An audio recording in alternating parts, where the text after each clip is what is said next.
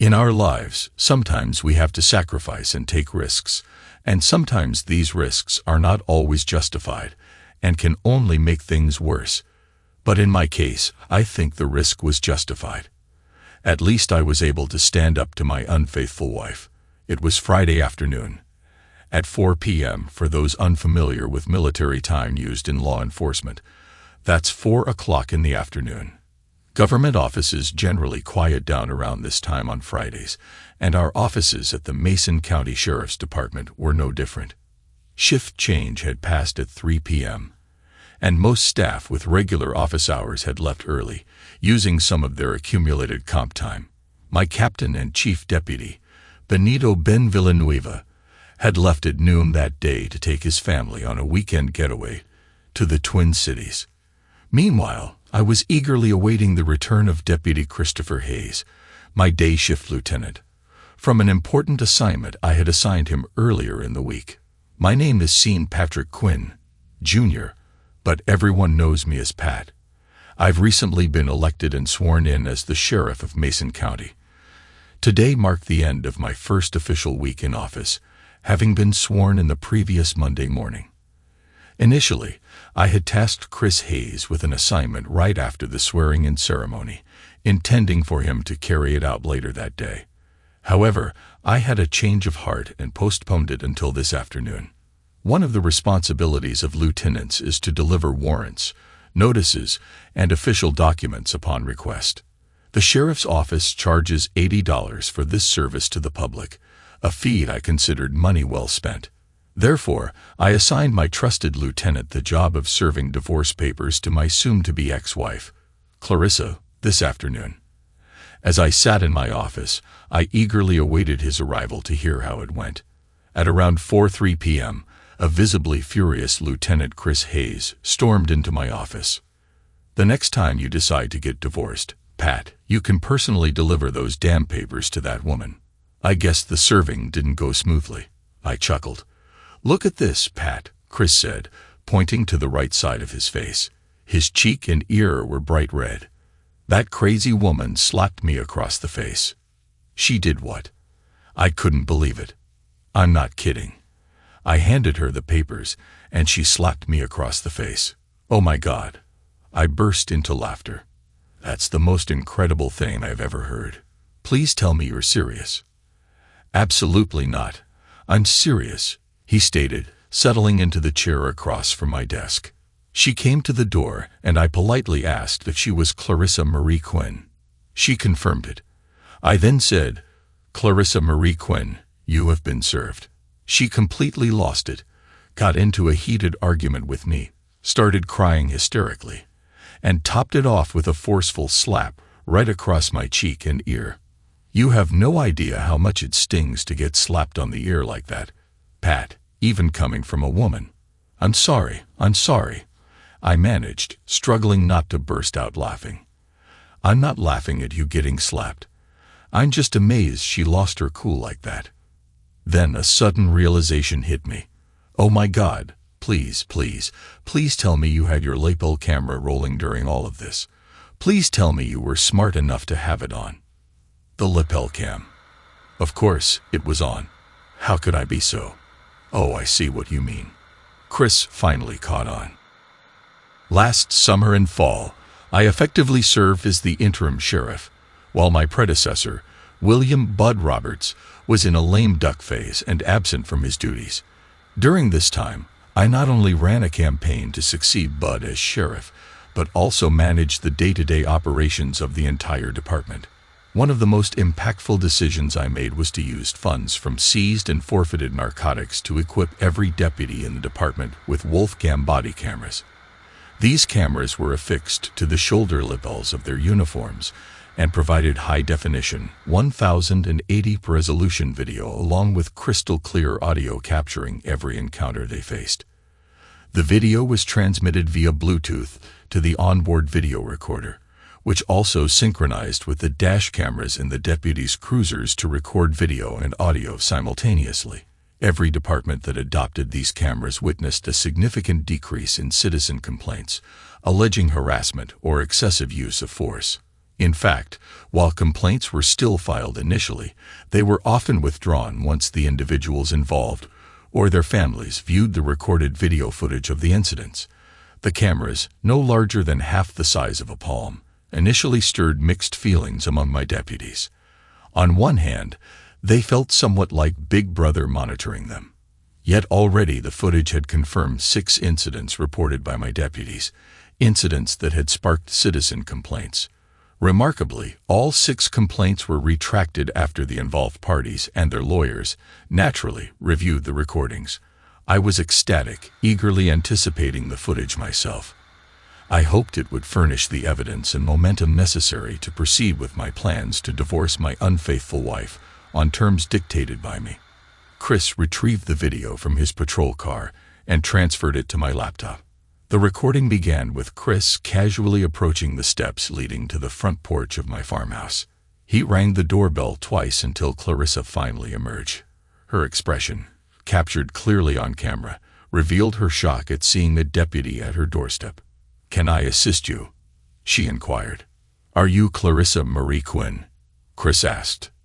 "Oh, come on. You know it's me. What's this about?" "Ma'am, I'm Deputy Lieutenant Chris Hayes," he stated, handing her the manila envelope. "Mrs. Quinn, you have been officially served." "What? Are you kidding me?" "No, ma'am, you've been served." "Oh my God, I can't believe this. I can't believe he would send one of his deputies to do this." "Good afternoon, ma'am," Chris said, turning and walking back to his cruiser. "Hey, damn it." Clarissa forcefully nudged Chris in the back. "I'm not done with you. Tell that guy he better be home for dinner. This isn't acceptable. He needs to get home so we can sort this out." "Mom, please calm down. I won't tolerate you touching me like that," Chris said, trying to remain composed. "Or what? What are you going to do about it? You're just a lowly deputy. You're nobody." "Ma'am, I'm warning you. Step back and calm down. Now you want to tell me what to do. I'm still the sheriff's wife." Clarissa advanced, brandishing a manila envelope as though threatening to strike him. "Tell Patrick he better be home by 6. No visits to his mistress on the north side." "Ma'am, calm down right now." Chris reached out, placing a hand on her shoulder to halt her approach. Instead of calming her, it triggered Clarissa into a full-blown meltdown. "Get your hands off me, you jerk," she yelled, swatting his hand away. "Don't you dare touch me ever again." And then smack. Clarissa slapped Chris hard across his right cheek. "And tell that guy to get his ass home right now," she shouted, turning and storming back into the house. "Oh my God, that was amazing," I exclaimed, bursting into hysterical laughter. "But seriously, Chris, why didn't you arrest her right there?" "To be honest," Chris replied, "I was so stunned I didn't know what to do. I wasn't sure whether to cuff her and take her in or leave it for you to handle, so I came back here and left the decision up to you." "No way, Chris. You're going back out there and arresting her for assaulting a police officer," I insisted. "You're already knee-deep in this, and wouldn't you love a little payback? Imagine how satisfying it would be to take her to jail, book her, snap her mugshot, basically to totally humiliate her for slapping you." "Are you serious, Pat? You're dropping me into this mess?" "Dude, you're already in it. Plus, don't you want to even the score? It's your chance to show her who's boss." Chris paused and sighed. "I admit, your arguments have their merits, but I'm not going alone. If she keeps pushing me, I can just stun her. It wouldn't reflect well on my record as a law enforcement officer, especially considering she's the sheriff's wife. And Pat, you do realize that this is likely to make the news, right?" "Don't worry about it. I'll deal with the press. And she can't stay here. Our prison is overcrowded. She's being transported to Choctaw County tonight, which is a 2-hour van ride. It's not our problem. She made her bed, and in several ways. Now she has to lie in it." "So, are you sending someone with me?" Chris asked. "Who's the lieutenant on duty?" I asked. "Angel Ryerson." "Great. Have Angel and one of her assistants meet you there. Let's demonstrate our strength. But it won't upset your kids, Pat. No, this weekend, he and a youth group from St. Mattis will stay at a hotel with an indoor water park in the Twin Cities. They'll be at the Mall of America, probably spending most of their time at the pool or Snoopy Camp. I thought it was renamed something like Nickelodeon, Chris said, grabbing his hat. Yes, but everyone still calls it Camp Snoopy. Okay, Pat, it's time to arrest your wife. Good luck. Call me when you're done. Predictably, Clarissa's arrest was far from smooth, especially for her. She resisted so fiercely that she nearly faced an additional charge for obstructing arrest. Video footage captured Lieutenant Angel Ryerson, a petite powerhouse at just 5 feet 3 inches tall, physically restraining Clarissa on our doorstep, while Deputy Brad Lowe applied handcuffs and informed Clarissa of her rights. Throughout the ordeal, Clarissa hysterically cried and shouted at Brad, Angel, and Chris, threatening lawsuits for wrongful arrest and excessive force. The incident was recorded in vivid 1080 detail with clear audio, capturing every curse and sob. Adding to this, video evidence of her being served legal documents left no doubt in any judge's mind about the deputy's professional conduct throughout. By 6:30 p.m., Clarissa had been photographed, booked, fingerprinted, and processed into Mason County Jail. By 7:00 p.m., she was clad in red and white striped prison attire, complete with matching red Croc shoes. Tears streaming, she was escorted to a van bound for Choctaw County Jail, nearly 2 hours south of Cherokee Flats. The Choctaw County Jail has a capacity for 240 prisoners, whereas our own jail could only accommodate a maximum of 40, and when full, our jail was severely overcrowded. This was a situation I was determined to address as sheriff, making it one of my top priorities, since there was no magistrate judge working over the weekend, except in cases requiring emergency warrants. Clarissa now had nearly 72 hours to contemplate her actions. A brief call to Sheriff Garrett Myers in Choctaw County ensured that Clarissa would have a cell to herself, away from other inmates who might pose a threat. Sheriff Myers also assured me that his correctional officers would closely monitor Clarissa and maintain strict confidentiality.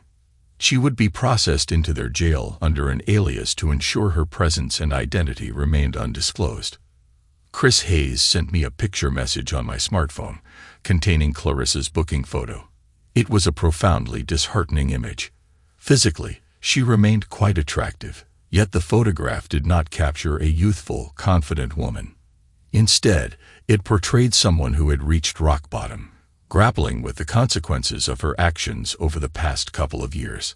Her eyes reflected deep-seated fear and universal anxieties, while her expression conveyed a sense of hopelessness and despair.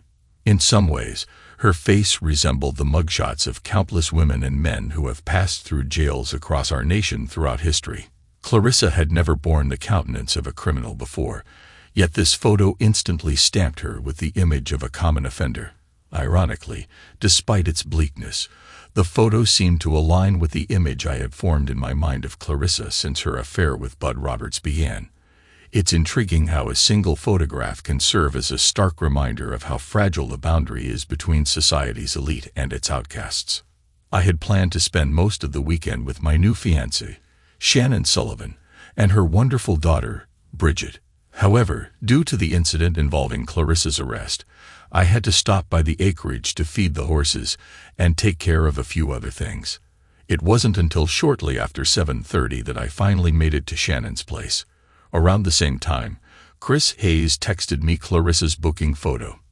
Entering Shannon's small yet cozy home, I was welcomed by the comforting aroma of a home-cooked meal that instantly brought back memories of meals prepared by my dear grandmother.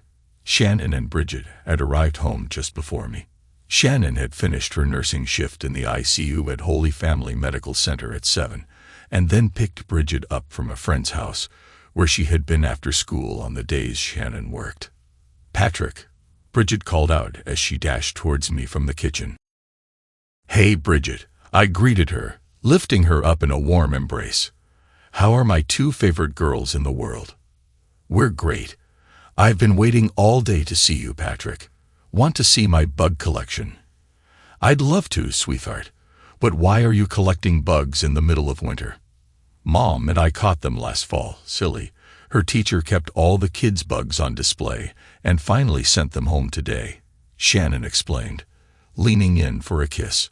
Her voice softened to a sultry tone as she smiled and said, "How are you, handsome?" "Much better now," I replied after the enticing kiss. "Rough day at work?" Shannon asked, her expression turning concerned. "I'll fill you in after dinner."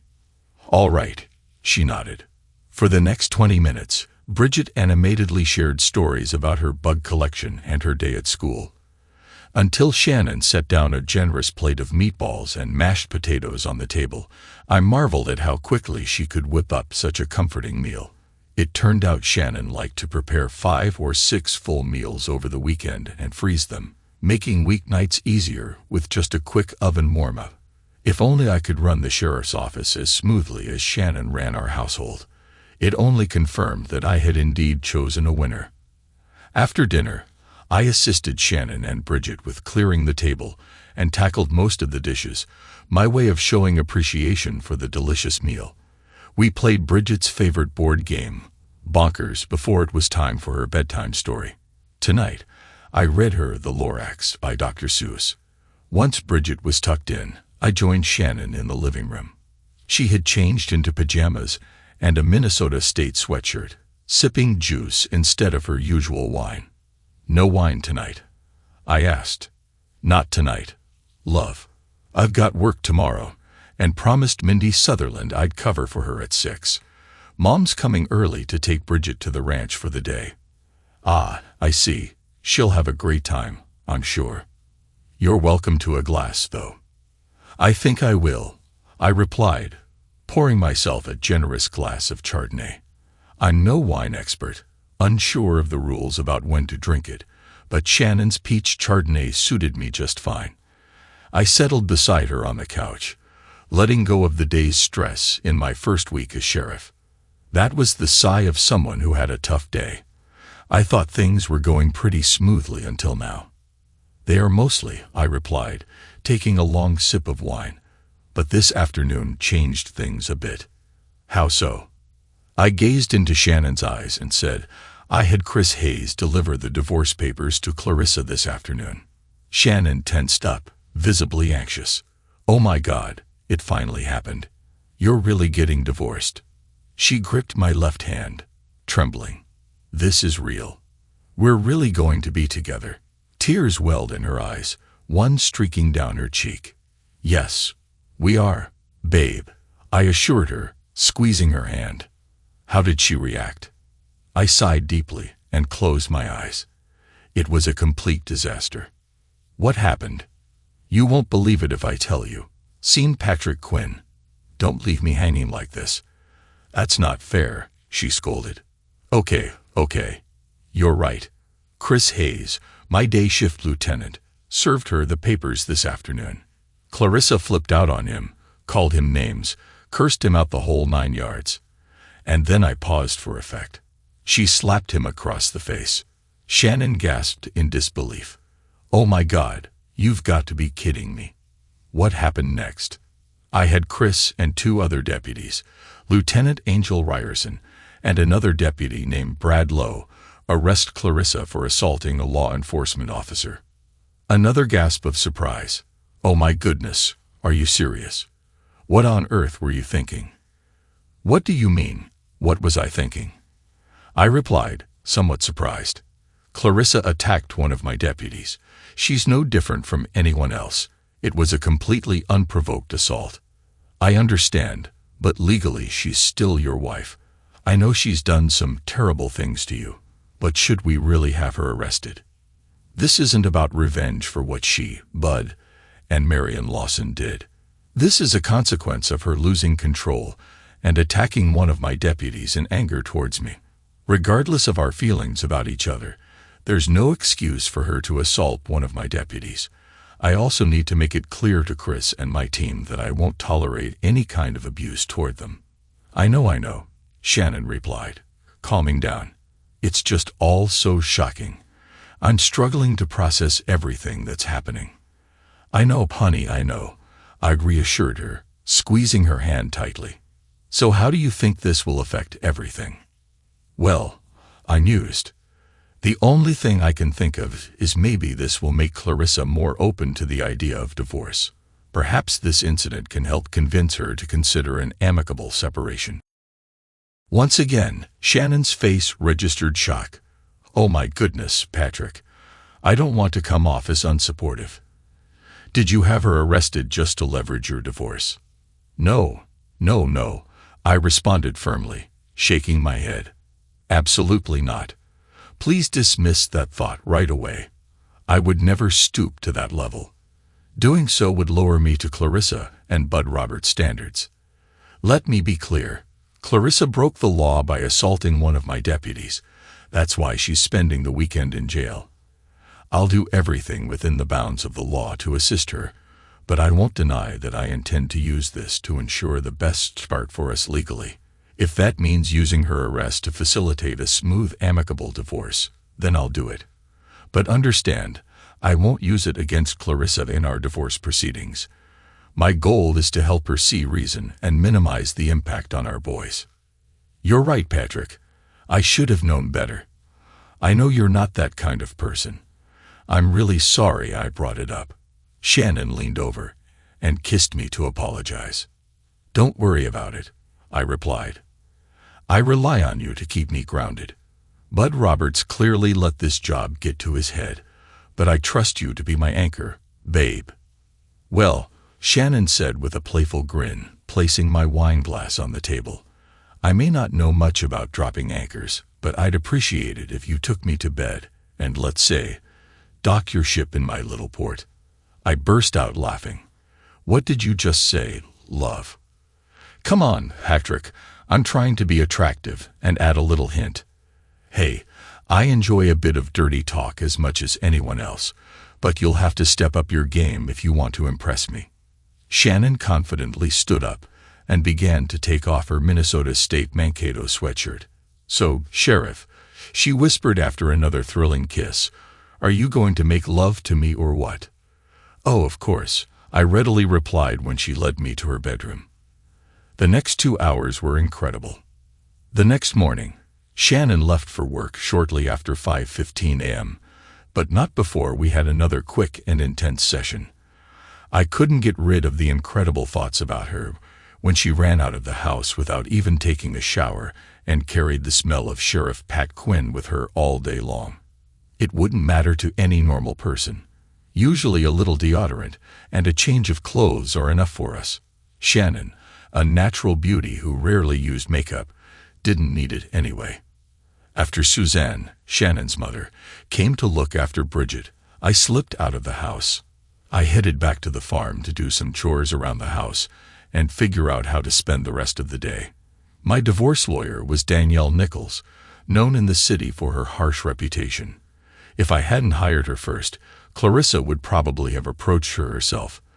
This became apparent when Clarissa called Danielle shortly after I hired her, wanting to be ready in case she couldn't talk me out of a divorce. All this happened last fall, before I officially handed Clarissa the documents.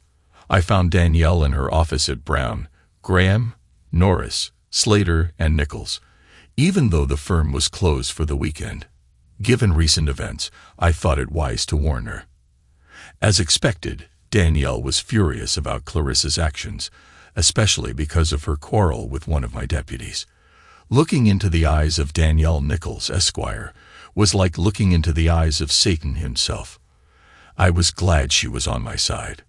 Danielle had a striking beauty. Her charm was both attractive and dangerous, like a black widow spider that can devour you after mating. No matter what, I couldn't deny a certain attraction that would be dangerous if I were still single. About 15 minutes into our meeting, my cell phone rang unexpectedly. It was from a number I shouldn't have had saved, but it was programmed into my phone nonetheless. The caller ID displayed Caroline Bennett. Hello, Caroline, I greeted as I answered the call. Patrick, thank goodness I got through to you. Can you please tell me what's going on with Clarissa? She called me this morning, saying she's in prison in Cherokee Flats, and that you're the reason she's there. Excuse me, I said to Danielle, covering the phone with both hands. I need to take this call. It'll just be a few minutes, I apologize. No worries, Danielle replied. Feel free to stay here. I'm going to check if there's any coffee in the break room. Once Danielle had left the room, I continued the conversation. Well, Caroline, the truth is, Clarissa is indeed in prison down in Cherokee Flats. There wasn't space for additional inmates here in Red River Falls, so she was transferred to another facility. My goodness, Patrick, what could she have possibly done to deserve you sending her to jail? Caroline, I want to be completely clear, even risking our close friendship. I didn't have Clarissa arrested out of any ill will. I followed standard procedure by filing for divorce and involving the sheriff's department. I paid the required fees like anyone else would. I did it to prevent what I feared would be a volatile confrontation with Clarissa. Instead, she instigated an altercation with one of my deputies where she became aggressive, belligerent, and slapped him. No, Patrick, you're mistaken. Clarissa can be hot-headed, yes, maybe often, but she would never intentionally strike a police officer.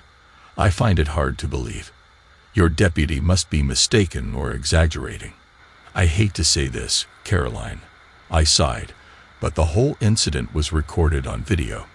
Cameras and photos don't always show the full story, Patrick. True, but in this case, it's pretty clear-cut. All my deputies wear body cameras that capture everything in high definition. It's as good as having a TV crew there. You'll see when you watch the video, Caroline. I could hear Caroline sniffling, trying to hold back her tears. Patrick, please, if our special friendship means anything to you, promise me you'll do whatever you can to help her. Please, for her sake and for the sake of my grandsons. Caroline. I responded, you have my word that I'll do everything possible to assist her. I promise you that. I'll be meeting with her shortly, and I guarantee she'll be out on bail no later than Monday morning. I'm confident this weekend will be the last time she spends in a prison cell. Thank you, Patrick. That means a lot to me. You're welcome, Caroline. Oh, and Patrick. Yes, Caroline. She hesitated. Never forget how much you mean to me, Patrick. I know there's someone new in your life. I can only hope she treats you as I would treat you if you were mine. The way you deserve. Now it was my turn to search for words. I appreciate that, Caroline. And never forget how much you mean to me, too. Goodbye, Patrick. We'll talk again soon. I'll look forward to it. And with that, she hung up. After I finished talking to Caroline, it took me a while to come to my senses. Even from hundreds of miles away, her voice could instantly evoke memories of the most powerful and exciting experiences in my life. Despite the fact that Caroline Bennett was over 50, she remained strikingly beautiful, possessing charm and sensuality that women half her age would envy. There was something about her that always attracted me. Having Shannon in my life has been a real blessing. To be honest, few other women would be able to keep me from spending time with Caroline if she wanted to. Caroline caught me off guard one day when I was trying to prevent a heavy hay feeder from falling on her. She gave me the satisfaction of being a few yards away from my wife and children, who could come in at any moment. Later, we had lunch together by chance, and Caroline was sitting at our kitchen table with a noticeable stain on her shirt right in front of her own daughter. What can I say? I have a weakness for women who are persistent in their desires. My duty is to protect and satisfy. As I was pondering these thoughts, Danielle returned to her office with 2 cups of freshly brewed coffee.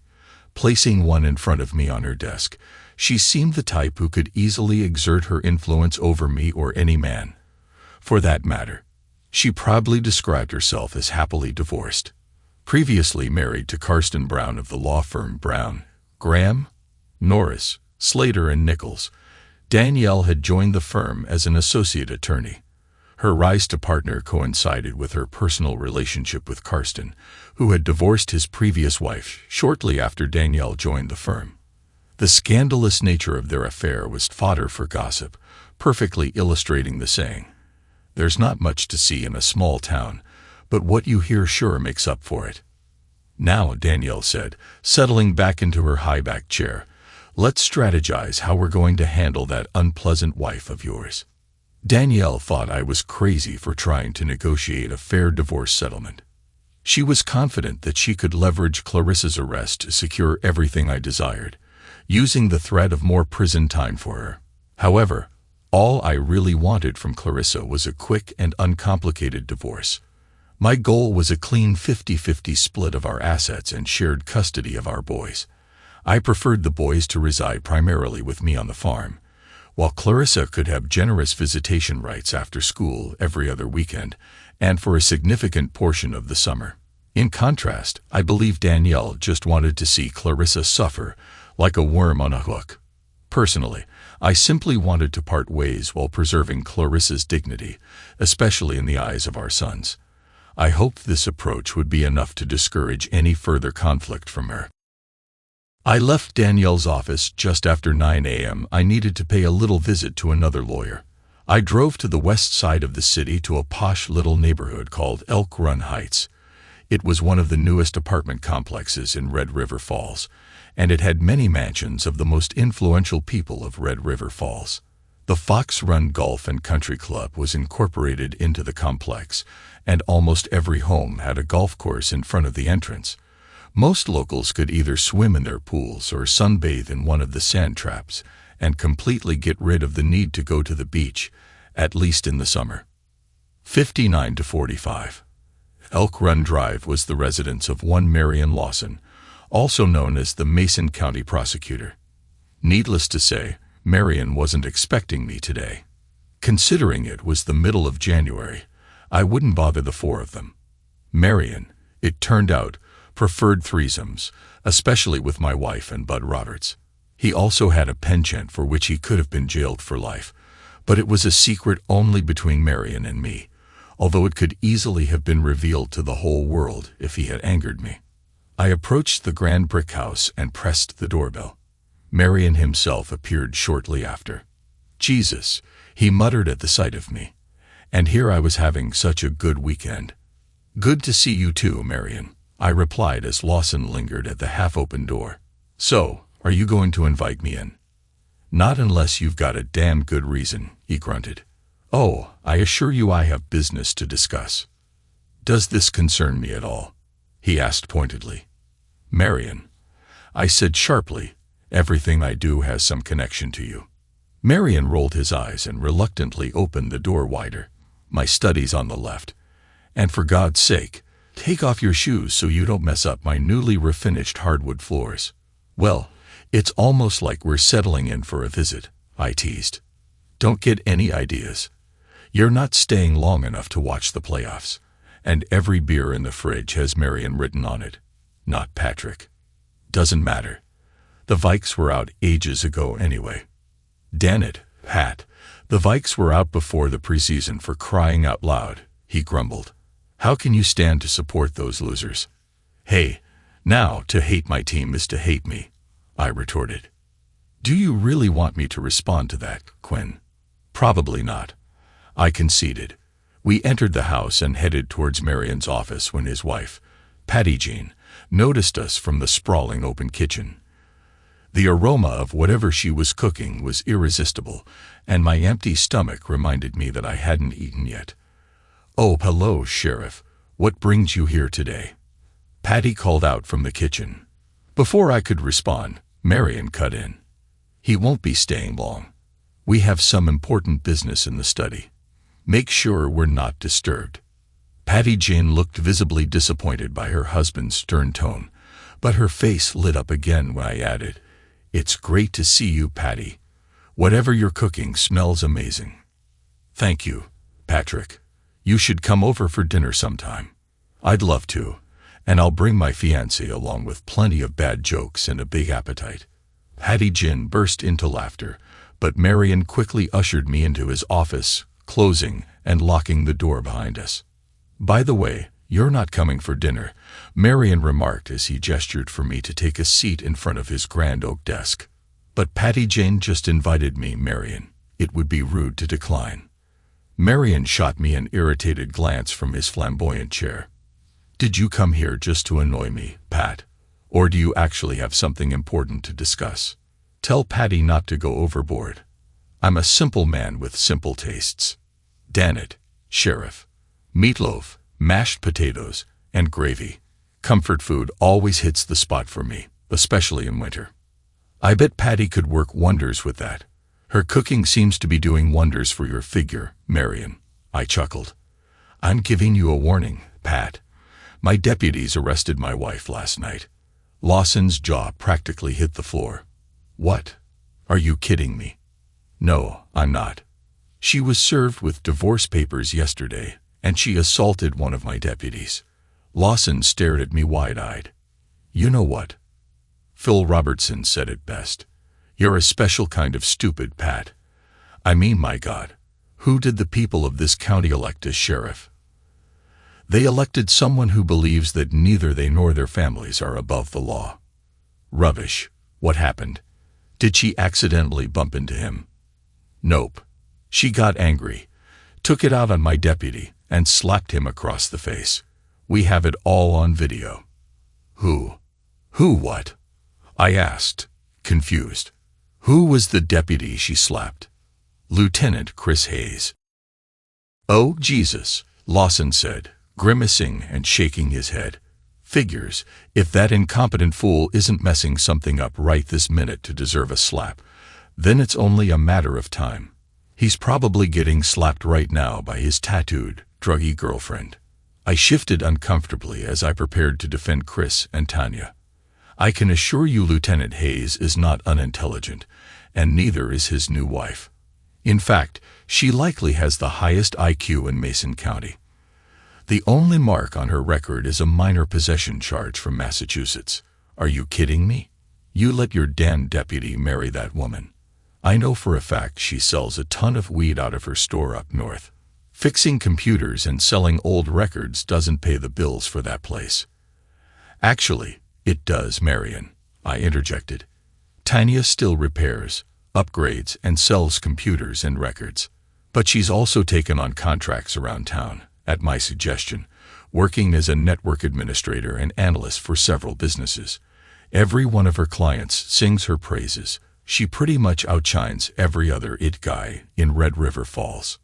I swear to God, Pat, if I find out you're covering up any illegal activity for her, You'll what?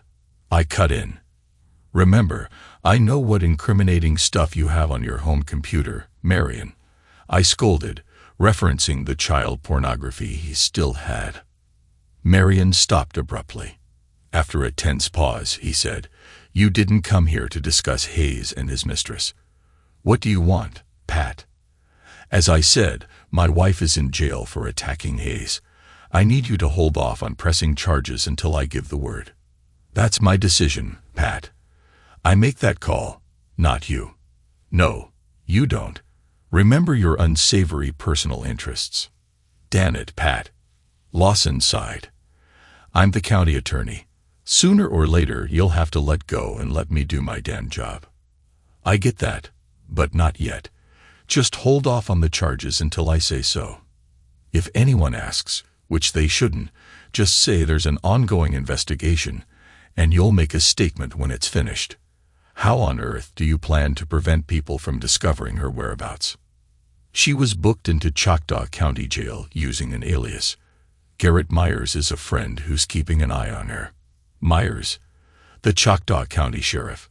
Wasn't he the old guy who ran over a dead body a few months back? Yeah, that's him, I replied awkwardly.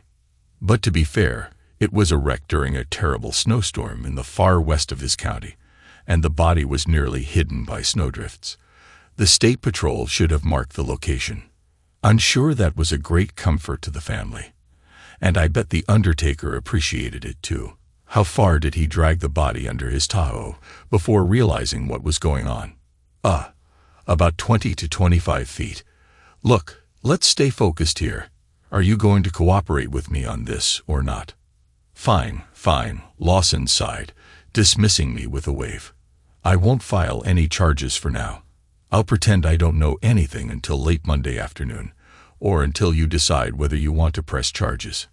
Are you doing all of this to gain leverage in the divorce with Clarissa? Not entirely. Well, maybe a bit, but mainly to get her to agree to the divorce itself. The terms I'm proposing, though it's none of your business, are quite fair. I'm not out to screw her over. She's still the mother of my kids. Pat, Lawson said, pausing briefly. I'm Reva. Can I ask you something personal? Gee, Marion, are we having a heart-to-heart? I replied dryly. Hardly, he chuckled. Too bad. Go ahead, I said. What's going to happen with Clarissa when all of this is over? My eyes narrowed and my stomach tightened. What do you mean? Well, he began, Clarissa will obviously be single again, and I was wondering if you would have an issue with. Don't even think about it, I interrupted sharply. What's the problem, Pat? It's clear you won't be with her, and my marriage is practically over. I would take care of your boys. I stood up abruptly, slammed both hands on Lawson's desk, stared him in the eyes, and growled. My boys already have a father, and my soon-to-be ex-wife is off-limits to you, Marion. Do you understand? Do you? Lawson sighed heavily, raised his hands in resignation, and said, All right. Have it your way. But if I help you with this, Pat, we'll be even. I want these damn pictures deleted from my server and the hidden photos deleted from the internet. Is it a deal? Let me get something straight, Marion. You and Bud Roberts were intimately involved with my wife. You had the nerve to tell me about it and try to shame me for it. Well, guess what? We are far from being equal. We're not even getting close. It will be a very long time, if ever, before we get even. I got up, went to the door of Marion's office and unlocked it. As I turned the handle to leave, I looked back at Marion one last time and firmly stated, and those damned photos will stay where they are. I spent the night alone at the farm instead of with Shannon, even though I really wanted to be with her. Who wouldn't want to spend the night with such an incredible woman and her amazing body? However, I chose to be by myself and work on finalizing more details for my upcoming divorce. The next morning I skipped Sunday Mass, and by 9 o'clock I was in my department-issued 2010 Ford Expedition. I took U.S. Highway 120 south towards Cherokee Flats. The drive took about 2 hours, and the route was fairly sparsely populated. The speed limit was 65 miles per hour, so I made good time. Cherokee Flats housed the Choctaw County Jail at its north end. This newer facility included the jail, the sheriff's offices, and even an auxiliary courtroom for the county courthouse. The jail itself was quite imposing, much larger than the one in Mason County, which still sat atop the Mason County Courthouse. It featured a sizable exercise yard, enclosed within 3 layers of chain-link fence, topped with 3 rows of razor-sharp concertina wire. Only the foolhardy would attempt to climb over it, let alone do so 3 times. The Choctaw County Jail differed from the Mason County Jail in another significant aspect: the visitation room. In both jails, visitors were only allowed for lower-risk inmates. However, while visitors at Mason County Jail could see inmates face-to-face, those at Choctaw County Jail had to use a video system that only displayed inmates on a closed-circuit television screen. The visitors' room was located completely opposite the jail, ensuring that visitors and inmates were never closer than 300 feet to each other. However, if you're a sitting sheriff whose wife happens to be incarcerated, and you happen to be friends with the sheriff whose jail you're visiting, exceptions can be made. Hey, Pat. Sheriff Garrett Myers greeted me in his office. He has been the sheriff of Choctaw County for nearly 20 years. Garrett is in his early 60s, with a full head of perfectly coiffed silver hair, and is still in remarkable shape for his age. How's the first week on the job going? It's going pretty well, Garrett. At least it was until Friday. I'm sure. I want you to know that we've been keeping a close eye on her the entire time she's been here. Nobody knows she's in here either. Nobody came looking for her or has been asking about her. She only made one phone call so far, and I believe that was to her mother. Yeah, I heard from her mother, she knows. If you'll follow me, Pat, we'll head this way. Although normal visitation is done by video only, we have to allow attorneys the opportunity to meet privately with their clients. So we have a secure room down this hall where you can meet your wife. Thanks, Garrett. I really appreciate this. Happy to help, Pat. And by all means, stay as long as you need to. Thanks again, Sheriff.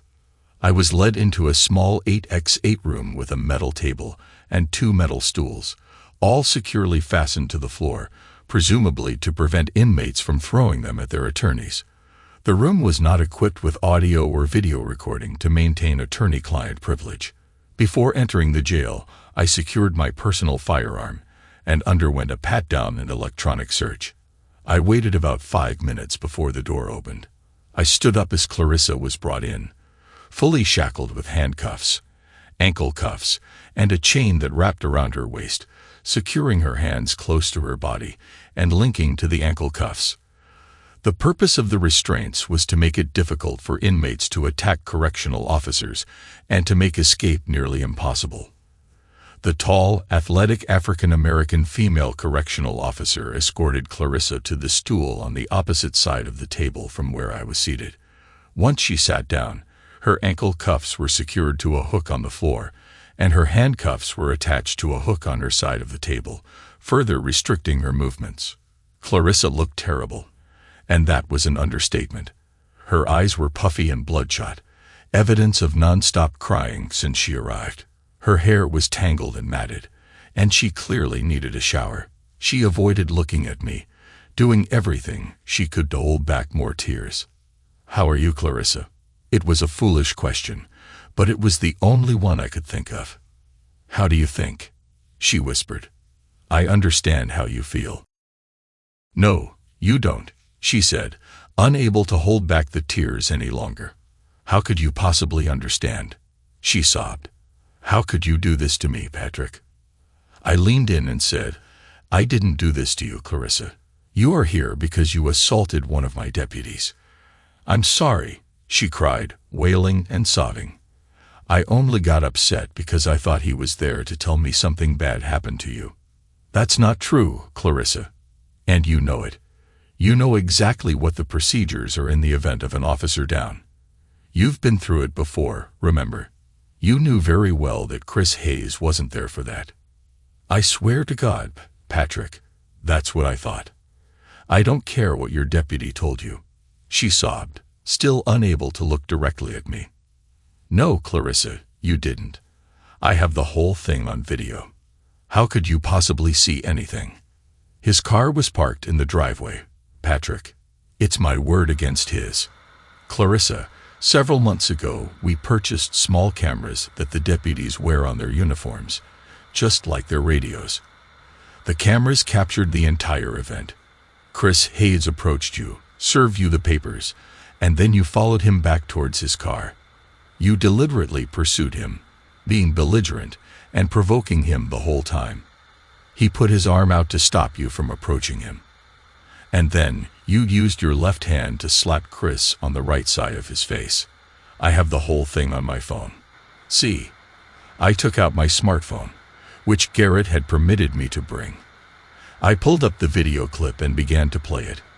Clarissa initially refused to look at my phone, convinced until the very last moment that there was no way the entire situation could have been recorded. However, the moment she heard the unmistakable and crystal clear sound of her own voice, she stopped crying instantly and stared blankly at the video, too shocked to speak.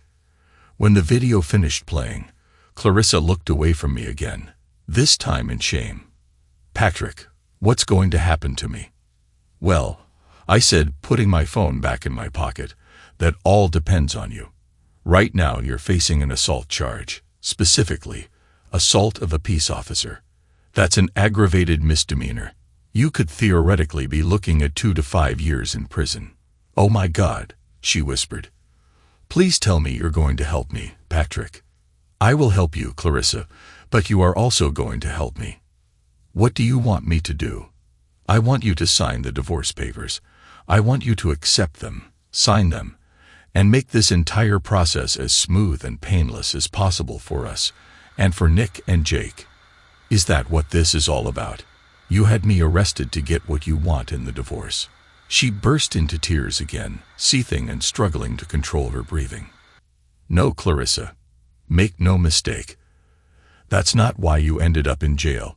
You could have just accepted the papers and lost your temper with me later. Instead, you chose to go off the deep end and landed yourself in prison. It was assaulting my deputy that got you here, not me. If you understand anything, make sure it's that. How is helping you divorce me going to help me? I'm going to help get the charges reduced so you only get sentenced to time served. Or if I'm really lucky, I might be able to persuade Deputy Hayes to drop the matter altogether. But I'll only intervene if you agree to make our divorce as smooth as possible. Do you agree to this, Clarissa?" She looked up at the ceiling in desperation. "What choice do I have? It's simple. You can either choose to help yourself or not. But I don't want a divorce, Patrick. How many times do I have to say it? I don't want a divorce. I don't want to split up our family. I want us to stay together. Clarissa, do you remember what we talked about before we got married? Do you recall what we said would happen if either of us ever cheated?" Tears streamed down her face as she closed her eyes, recalling our conversation from long ago. "We always agreed that infidelity was a deal-breaker. You wouldn't tolerate it from me, and I wouldn't tolerate it from you. We said we could handle anything except cheating. But I was wrong, Patrick. I think we can survive this if we just work on it. I want to work on it. I want us to love each other again like when we first fell in love. I want us to feel special again. I want to feel your love and make love like we used to, Patrick." You know what, Clarissa? I'm hearing you say "I" a lot. In other words, it's all about you.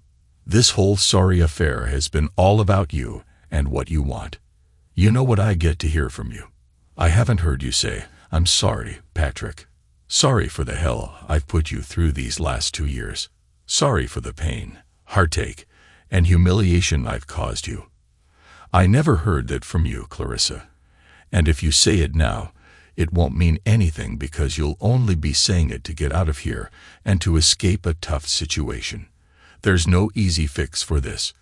There's no easy way out. But I really am sorry, Patrick. I'm sorry I haven't said it until now, but I believe we're stronger than we think. I've seen a new side of you, Patrick. I admit I took you for granted, but now I see how tough you are. I've seen how hard you fought back, and I know you can fight just as hard for our marriage if you really want to, she pleaded. But I don't want to, Clarissa. I don't want to fight this battle anymore. I just want it to be over. You have no idea what you've done to me. All I see when I look at you is something that used to belong to me but was taken from me. If we ever tried to make love, I'd constantly wonder if you were thinking of Bud Roberts or some other guy you were with, torturing myself with thoughts of whether you wished you were with them instead of me. I always wonder if I was strong enough, eloquent enough, or loved enough to satisfy you. I'd even doubt if you thought I was a good enough father to our boys. I can't go through that for the rest of my life, Clarissa. I just can't. Clarissa sat there quietly sobbing. I hoped it was because she was finally realizing the impact of what she had done to me, our marriage, and our family. Yet, I couldn't dismiss the possibility that she was mourning the lost opportunities she once had. Please try, Patrick. I'm begging you. I can't, Clarissa. I said, tears welling up in my eyes and a lump forming in my throat. There's too much to overcome. I'll never, ever be able to get over what you and Bud Roberts did. I know myself well enough to understand what I can handle and what I can't. You almost cost me my family and my very freedom, Clarissa. There's no coming back from that. Just please sign the papers. Sign the papers and I'll do whatever I can to help you get out of this mess, or at least make it less terrible than it is. If you ever really loved me or cared about me, please do this one thing for me. At the very least, you owe me that. Clarissa held her head in her hands and sobbed for nearly 5 minutes. In the end, she struggled to regain some semblance of composure, wiped her tears as best she could, and then, with shackled hands, accepted a pen from me and signed the divorce papers, agreeing to all of my terms. I would give Clarissa half of the farm's equity and split all our savings equally. I would also keep her on my insurance until she found suitable employment with her own insurance, or for up to 1 year, whichever came first. I would assist Clarissa in finding appropriate housing that could serve as a second residence for the boys, with the farm remaining their primary home. Additionally, I would pay up to 1 year's rent to help her get settled, and continue making payments on her Explorer until it was paid off. I would also cover her cell phone expenses for at least 1 year. My attorney, Danielle Nichols, thought I was crazy for agreeing to these terms. She was probably right. After all, Clarissa's mother, Caroline, was now involved with Martin Belmont, a multi-millionaire many times over. I had no doubt that Caroline would do whatever was necessary to support her daughter. I did all this to ensure I treated Clarissa fairly and to prevent any accusations of trying to cheat her. Using her time in prison as leverage might make some think I was being a jerk. But if things had gone differently and Clarissa and Bud Roberts had succeeded, it would have been much worse for me in ways I can't even fathom. Bad things happen to cops who go to prison. I did have a surprise in store for Clarissa, though. I managed to secure a release order from Judge Hannah Burton, allowing Clarissa to be released on her own recognizance. It was quite unusual, especially since I had to personally visit the judge at her home to get the paperwork signed. Even though Clarissa was held in Choctaw County Jail, the case originated in Mason County, so our jurisdiction held. Certainly, there would be public outcry over this decision, but I was indifferent by this point. The positive aspect was that it would bring Clarissa joy. The downside was the prospect of driving 2 hours home with her. Sheriff Meyer's team took about 45 minutes to complete Clarissa's release from Choctaw County Jail. This included giving her a private shower before release, signing paperwork, and collecting her few personal belongings. I had brought a change of clothes for her, and by 1 p.m., we were leaving Cherokee Flats and heading home. We sat in complete silence for nearly an hour before either of us spoke. Eventually, I couldn't bear it any longer. "Are you hungry?" I asked. Clarissa continued to gaze out the passenger window and shook her head. "At least would you like to stop for a drink?" "I don't want a divorce, Patrick. I signed the papers, but I didn't want to." I kept both hands firmly on the wheel and gripped it in frustration. I took a deep breath through my nose and exhaled slowly. "Clarissa, we've already discussed this. It's final as far as I'm concerned." She wasn't crying actively, but tears streamed down her face. "If you're trying to torture me, Patrick, it's working." I couldn't take it anymore. I hit the brakes hard without locking them and pulled over to the side of the road, slamming the lever into park. "Torturing you, Clarissa? What about me, huh? What about torturing me? Do you think life with me would be torture, Patrick? Damn it, Clarissa. Can't you see? I'm not talking about living with you. I'm talking about the mess I'd be in if your fling with Bud Roberts had worked out. But it didn't, Patrick. It fell apart. Maybe there's a reason it did. Maybe we're meant to stay together. At least we need to try to move forward. I can't, damn it. For God's sake, Patrick, why not? Why can't we try to move forward together? Why is divorce the only option?" I looked away from her. Her indifference to her own falsehood and utter insanity now disgusted me both physically and emotionally. I sat for a while, trying not to see her pleading gaze out of the corner of my eye. I did my best to look away. It took all my strength to pull myself together, suppressing the urge to do something terrible to Clarissa. Then thoughts of Shannon came flooding back to me, bringing a familiar wave of calm. I focused on my purpose in life, closed my eyes, and imagined her. The feel of her body, the strength of her embrace, the taste of her lips, and the scent of her soap, lotions, and perfumes.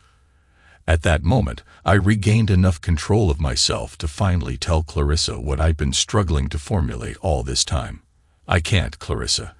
I can't leave this in the past. To do so would be to return to who I was before, to someone who trusted you and loved you unconditionally, to someone who never doubted your loyalty and affection. What you've done has fundamentally changed me, Clarissa, on a deep level. Your affair with Bud Roberts, your plans to destroy me, all of this has turned me into someone I could never have imagined becoming. It's both amazing and tragic. To save myself, I had to learn to think as ruthlessly as you and Bud. I had to cheat, beg, borrow, and steal to provide myself with everything I needed, just to avoid getting into trouble. I have violated laws I pledged to uphold in order to serve what I believed was a greater cause. I have stretched legal boundaries to maintain the fabric of justice, protecting an unsuspecting public from dangerous individuals who might otherwise roam freely due to the actions of you and Bud Roberts. I have become everything I once despised: devious, manipulative, conniving, underhanded, and any other derogatory terms you can imagine. But I never did any of this for myself. I did it for my team. I did it for the broader public. I did it for my team. I did it for the broader public. I did it for you. I even did it for Bud Roberts and Marion Lawson. Clarissa, my hands are not stained with blood, but they are certainly dirtied. I'm not the righteous Dudley Doe. Right, I once was. However, the silver lining, Clarissa, is that your and Bud's actions have transformed me into a survivor. I can honestly say there is nothing I wouldn't do to protect my family, friends, and the people of Mason County from harm. I have stared death in the face due to my unwavering commitment to this cause, and have lived to tell the tale, both literally and metaphorically. I shifted the expedition into gear, signaled, and merged the big SUV back onto the highway heading towards Red River Falls. So, Clarissa, you were right. I'm tough as nails, fighting for your life, whether against death itself or an existence worse than death in jail. Will do that to a person. I won't thank you for tearing our family apart. But in a strange way, I appreciate you for making me stronger. Without you, I wouldn't have been ready to take on the role of sheriff. I fell silent after that, and the rest of the trip passed in silence between my soon-to-be ex-wife and me. For Clarissa, it was truly a journey into the unknown, as she now had to determine her own path forward. Only she could decide which direction to take. All I knew was that her future wouldn't include me, at least not as her husband. When we got home, Clarissa went straight upstairs without a word and went to bed. She must have been exhausted after spending the weekend in jail. Meanwhile, the boys returned from their youth group trip to the Twin Cities, bursting with excitement to share their adventures. As I listened to their energetic chatter, I realized how fortunate I was that they hadn't been home all weekend, as I would never have had Clarissa arrested if they had been here instead of 200 miles away. It was a stroke of luck for me, but unfortunate for Clarissa. Clarissa eventually came downstairs around dinner time, greeting the boys with affectionate hugs and kisses on their heads. She then prepared a simple supper for us all, consisting of grilled ham and cheese sandwiches. To my surprise, after dinner, Clarissa asked us to stay at the table. Unsure of what was to come, I watched as she explained to the boys that she and I were going to separate. She gently shared that, despite our love for Nick and Jake, we were facing serious challenges in our relationship, and she would be moving out for a while.